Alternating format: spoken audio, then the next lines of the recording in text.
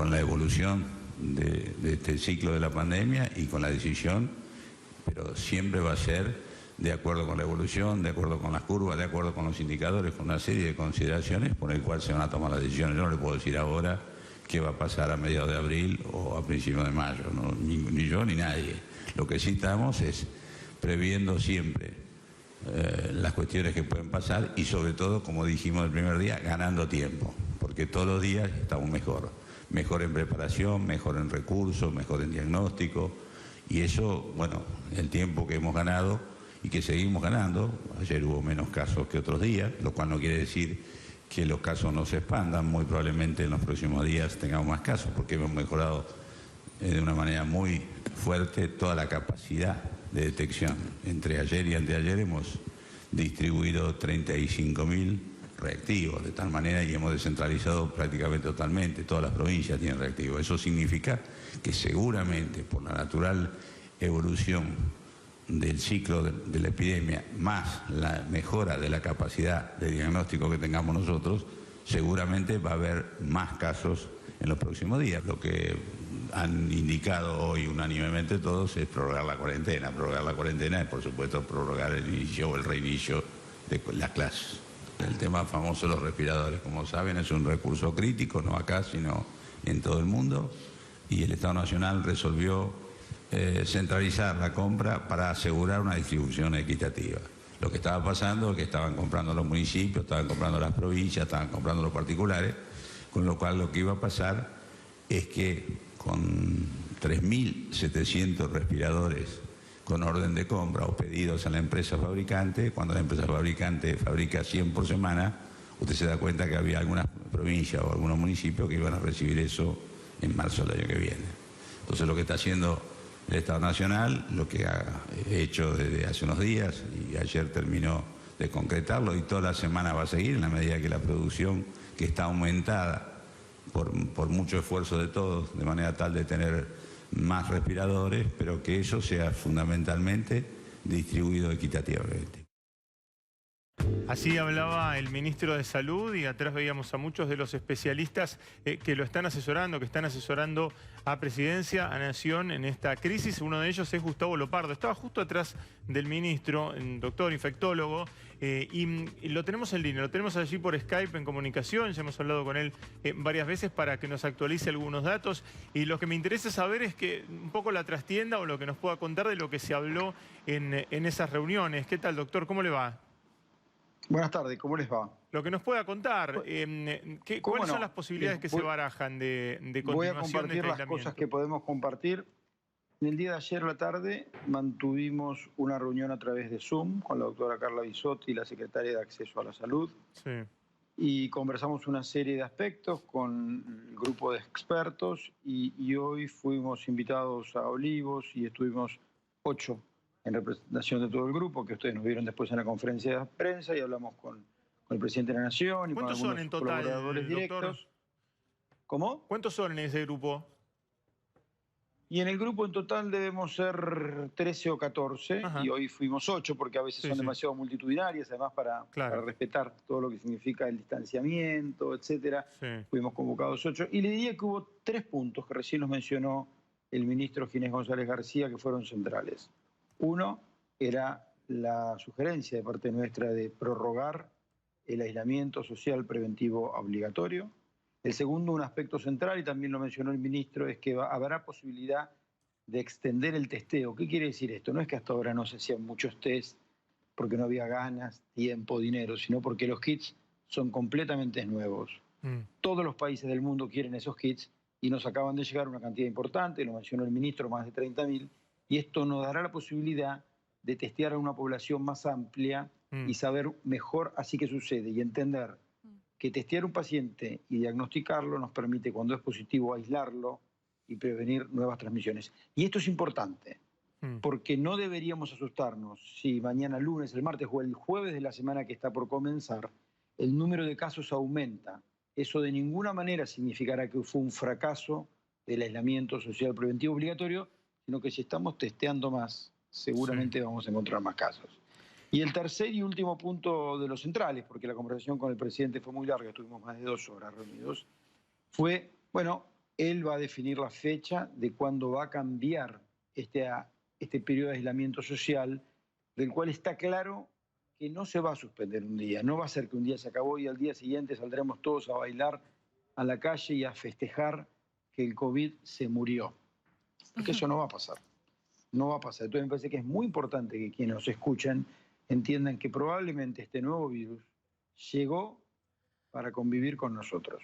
Y esto no es para alarmarlos, todo lo contrario. Una buena comparación es que en 2009 llegó la gripe A y de 2009 en adelante todos los años convivió con nosotros. Pero, doctor, la gripe A no ocasionó un parate mundial. ¿Hasta dónde puede llegar este parate global que afecta tanto a las economías?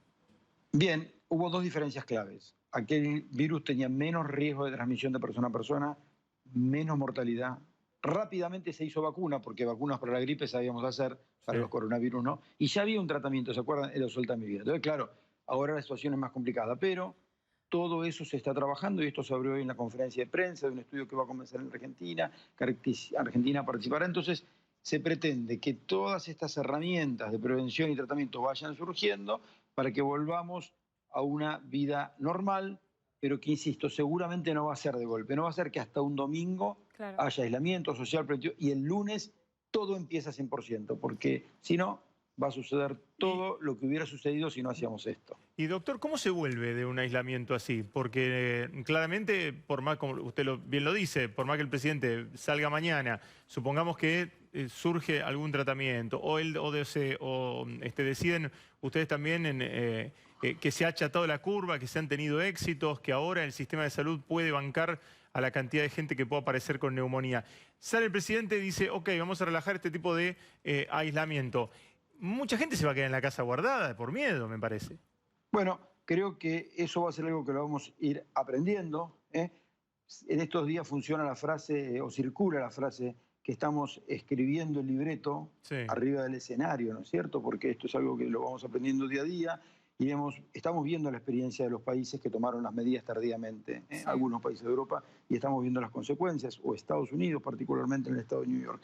Entonces, todo este aprendizaje nos tiene que servir a nosotros.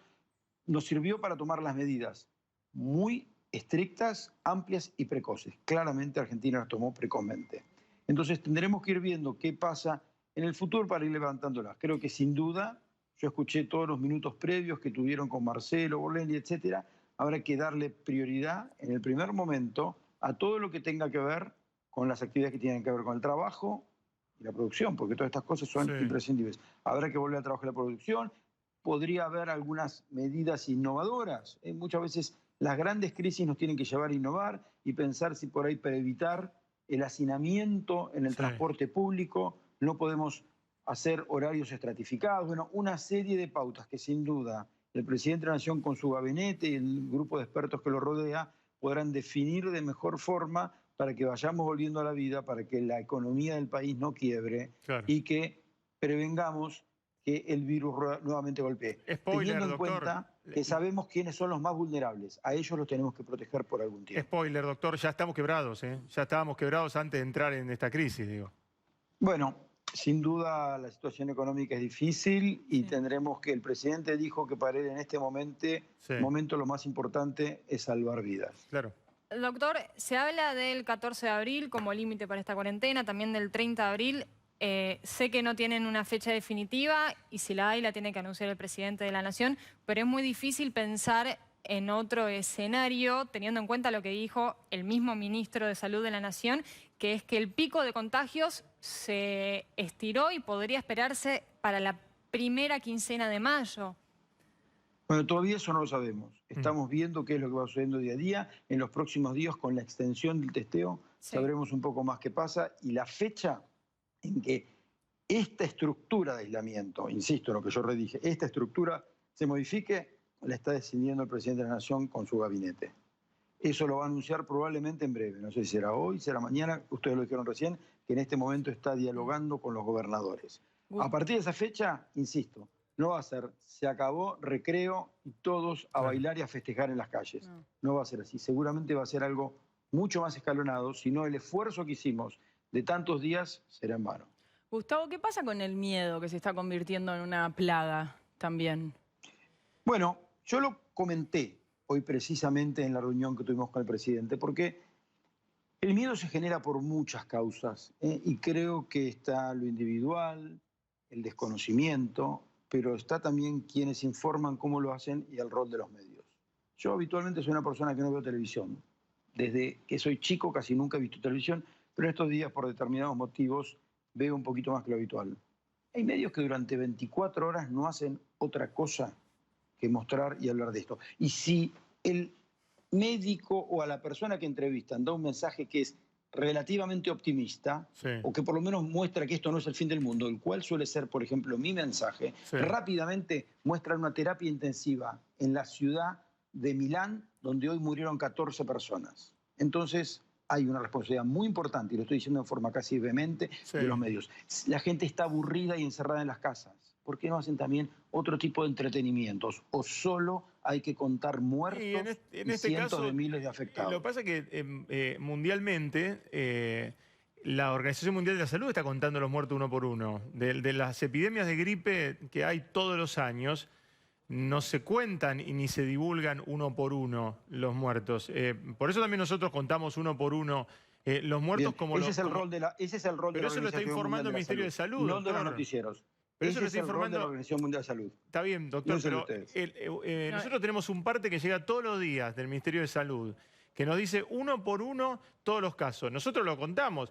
Y además está paralizado el mundo. O sea, esto de acuerdo y no yo es lo una entiendo. noticia normal, claramente. Yo no puedo ver, ponerme a hablar de yo fútbol vivo- porque no hay. No me puedo hablar de estreno de cine porque no hay. A ver, Gustavo, yo me pongo en el medio de los dos, en el medio de Gustavo y en el medio de Santiago. Pero a mí me parece que... No, me pongo en el centro porque por un lado está buenísimo que Gustavo diga que podemos hacer otras cosas. Y por otro lado, está bueno lo que dice Santi, porque es algo que también nos tenemos que replantear. ¿Por qué en todos estos años no se habló de los muertos por gripe a nivel global? Porque las noticias en salud no venden, ¿sabe? Las noticias en salud solo venden cuando son malas noticias. Todas las noticias Esto no lo venden digo cuando yo, son lo malas saben. noticias, doctor. Pero la cantidad de Claro, muertos... porque la gente habitualmente no sale las buenas noticias en salud. Es raro que nos digan, han instalado una nueva terapia intensiva en el hospital de... No, se cuenta eso también. Se cuenta, pero estamos hablando de algo que no ocurrió nunca, doctor, en lo que Bien, en mi vida. A ver, En mi vida no para que no ocurrió. haya una mala Está paralizado el interpretación. mundo. para que no haya una mala interpretación, no estoy pensando que hay que desoír y hablar de la pandemia. Sin duda es el tema central que compromete a los más de 7.000 millones de habitantes de este planeta. Solo invito, ustedes me preguntaron, la pregunta Sí. fue de ustedes, doctor, ¿por qué creen que hay tanto pánico? Y yo le di una serie de razones y creo que una es que los medios no hablan de otra cosa y algunos medios más amarillistas, siempre tratando de mostrar lo peor. Yo no estoy señalando a ustedes, No, pero traten doctor, de pero pensarlo si no es como, así. no lo tomamos como un señalamiento personal.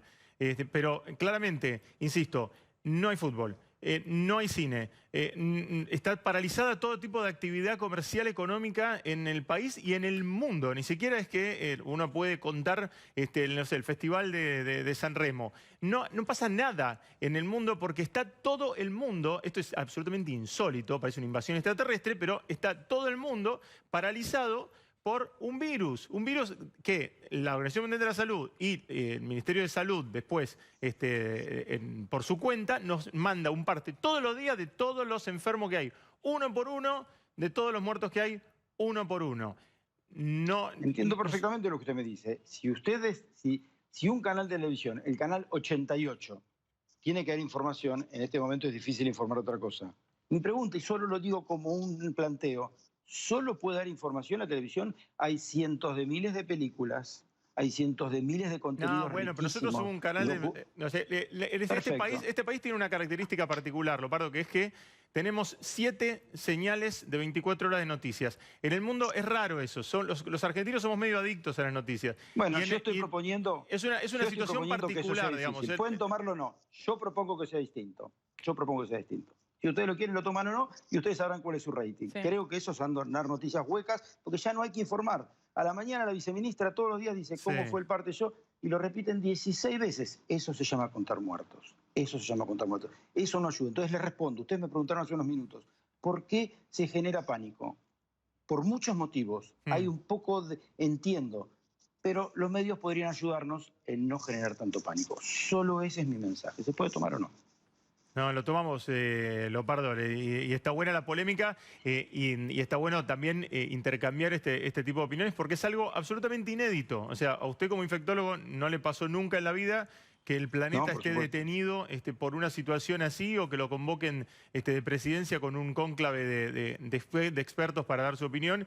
Y a nosotros tampoco nos pasó que haya un virus que afecte y paralice absolutamente a todo el mundo. Por eso me parece que estamos todos en esa adaptación. Nosotros tratamos incluso de asomarnos y mostrar lo que pasa en la calle, con las calles absolutamente desiertas y también de generar conciencia, porque sabemos que en algunos barrios y que en algunas ciudades la cuarentena no se cumple, el aislamiento no se está cumpliendo y eso puede llegar a ser perjudicial, ¿no? Bueno, ahí creo que es la parte buena, creo que es la parte buena, porque sin duda los medios han colaborado en que de pronto cuando ustedes iban con la camarita y se molestaban todo el tránsito, eso generaba horrores mucho y sin duda esa es la parte buena, así que sin duda los medios hoy son un poder importantísimo. Yo solo invito a que, bueno, los medios ayuden en no aumentar el pánico que una buena parte de la sociedad tiene. Ese es el único mensaje. Doctor, ¿cuáles son los próximos pasos dentro del comité de expertos? ¿Ustedes tienen alguna otra reunión futura? Bueno, sí, las reuniones son continuas, estamos en contacto previos, tenemos esos chats que todos deben tener hoy, pero que estallan todo el tiempo con mensajes, actualización. Es increíble cómo se publica y se genera conocimiento científico en un virus que recién se conoció hace, poco más de 80 días en el mundo. 80 días no es nada, hay cientos y cientos de trabajos. Entonces, el ampliar el testeo en Argentina va a ser algo que realmente nos va a ayudar porque caso que se identifica es caso que se aísla y se previene transmisión. Argentina va a participar de un estudio diseñado por la Organización Mundial de la Salud llamado Solidaridad, en el cual se van a testear algunas drogas que existían y se usaban para otras cosas y una nueva droga antiviral. Argentina va a ser parte de esto y nos va a poder permitir conocer si realmente hay tratamientos que cambian el pronóstico de esta enfermedad y estos son pasos definitivamente muy, pero muy importantes. Doctor, justamente hablando de drogas, en los últimos días se estuvo hablando mucho de la hidroxicloroquina. ¿Nos puede explicar qué es eso y si sirve como tratamiento? No. Hay dos drogas que son primas hermanas, la cloroquina e hidroxicloroquina. Se las usa para la malaria, como en esta ciudad no tenemos malaria, en el norte del país lo hubo, pero hoy Argentina afortunadamente está libre de malaria. Es una droga no muy familiar para los argentinos, pero se la usa también para algunas enfermedades reumáticas. Las farmacias la venden. Se ha visto que tiene capacidad para permitir evitar que el virus ingrese en nuestra célula, pero además, una vez que el virus entró a la célula, genera una fuerte respuesta inmunológica de parte del paciente. Esta respuesta, cuando es exagerada, es contraproducente y muchas veces es la que lleva a la muerte. Estas dos drogas, cloroquina y hidroxicloroquina, evitan que entre el virus y paran esa respuesta inflamatoria. Entonces, una de las 4 ramas, uno de los 4 medicamentos que va a evaluar este estudio de Solidaridad es la hidroxicloroquina. ¿Qué sucedió? Y es muy buena y muy pertinente su pregunta, es que esto salió en los medios y hoy las farmacias, no sé si todas, pero probablemente la gran mayoría de farmacias de Argentina no tienen ni un comprimido de cloroquina ni de hidroxicloroquina porque la gente salió a comprarlo, no sé para qué. Mira. Si no saben cómo se usa, no sabemos todavía si es útil. Y esto es un grave problema. ¿Por qué? Porque no quisiera pensar que alguien está tomando hoy cloroquina para prevenirlo o se está tratando solo en su casa, estamos seguros que no. Segundo, porque hay gente que la necesita porque la está tomando por otras enfermedades. Y tercero, si en este momento hablamos de ser solidarios y que esto lo podemos resolver entre todos, no es la forma de escuchar una noticia por ahí que hay un estudio francés que dijo ir a la farmacia a comprar hidroxicloroquina, ¿no es cierto? Así que le agradezco realmente su pregunta. El ministro de Salud también remarcó varias veces que el sistema o las medidas que está tomando la Argentina son un ejemplo en todo el mundo. ¿Ustedes como un comité de expertos están mirando hacia afuera en países como Alemania, por ejemplo, donde se está logrando achatar la curva para tomar medidas similares? Sí, muchísimo. Hemos estado mirando para afuera donde, bueno, China fue un modelo diferente, por muchos motivos empezó ahí. Pero después empezamos a ver los países europeos y vimos en gran medida cómo algunos países tomaron medidas, como España, que hicieron este cierre completo, pero lo hicieron en relación, no importa qué día, sino en relación a cuándo tuvieron el primer caso. Nosotros tuvimos el primer caso el 1 de marzo, es decir, hoy llevamos 29 días del primer caso. X días después se cerraron los colegios, se suspendieron los encuentros multitudinarios, hasta que hace 10 días se cerró todo, ¿de acuerdo? O dejamos muy poquitas cosas funcionando.